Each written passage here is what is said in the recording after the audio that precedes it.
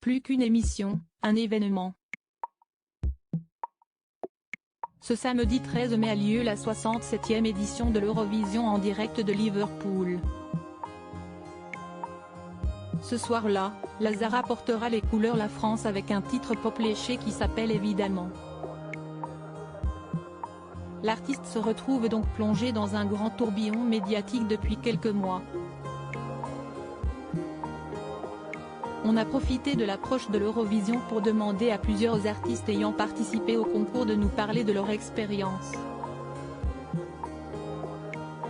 Comment ont-ils géré tout cela? Ont-ils des regrets?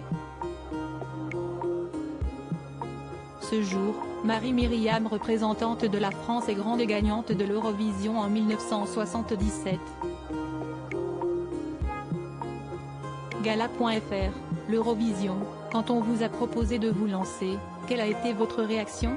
Marie-Myriam, pour représenter la France j'ai participé à un concours de la chanson en février 1977.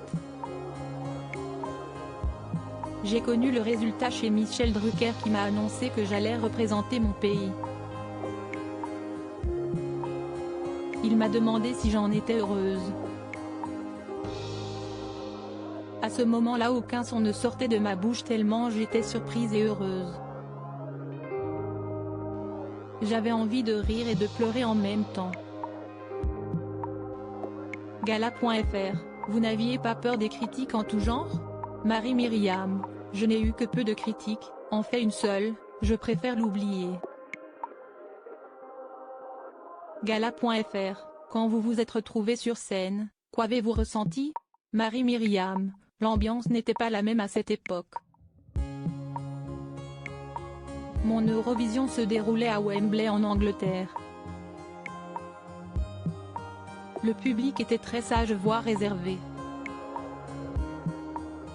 Ça n'aide pas beaucoup pour chanter mais mon problème c'était de commencer à chanter par un a cappella de 8 mesures.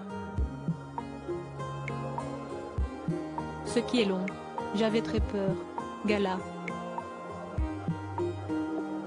FR, quelle est la première chose que vous avez faite après l'Eurovision? Marie-Myriam, j'ai fêté mon prix de l'Eurovision et mon anniversaire. J'ai eu 20 ans le lendemain de ma victoire, le 8 mai 1977. Gala. FR, quel est votre pire ou votre meilleur souvenir de l'Eurovision? Marie-Myriam, mon pire souvenir est de m'être retrouvée à l'hôpital, complètement anémiée après tous mes voyages et prestations qui ont duré très longtemps. Quant à mes meilleurs souvenirs, je garde en mémoire toutes les personnes rencontrées partout en Europe et en Israël ainsi que l'accueil chaleureux des différents publics de tous ces pays. Gala.fr, si vous aviez la possibilité de refaire votre passage à l'Eurovision, que changeriez-vous? Marie-Myriam, je changerais sûrement ma robe, elle rit. Gala.fr, à quoi ressemble l'Eurovision depuis les coulisses? Marie-Myriam, comme vous le savez l'Eurovision est une émission en direct pour des centaines de milliers de téléspectateurs, donc on a travaillé sérieusement pendant nos répétitions et on a rencontré la presse. Jusqu'au moment où on est tous ensemble dans la green room en attendant le résultat des votes et c'est exaltant. Gala. FR, selon vous, l'Eurovision, ça booste des carrières ou ça ferme des portes? Marie-Myriam, beaucoup d'artistes ont participé à l'Eurovision, et même sans gagner, ils ont fait de grandes carrières. Je ne sais pas si le concours génère la carrière d'un artiste. Je pense que c'est l'artiste et son entourage qui peuvent générer leur succès, encore plus aujourd'hui qu'il y a 46 ans. Gala. FR, d'après vous, pourquoi la France ne parvient plus à gagner l'Eurovision depuis plusieurs décennies? Marie-Myriam, je suis la dernière gagnante pour la France, c'était le 7 mai 1977. Je regrette de ne pouvoir passer le flambeau.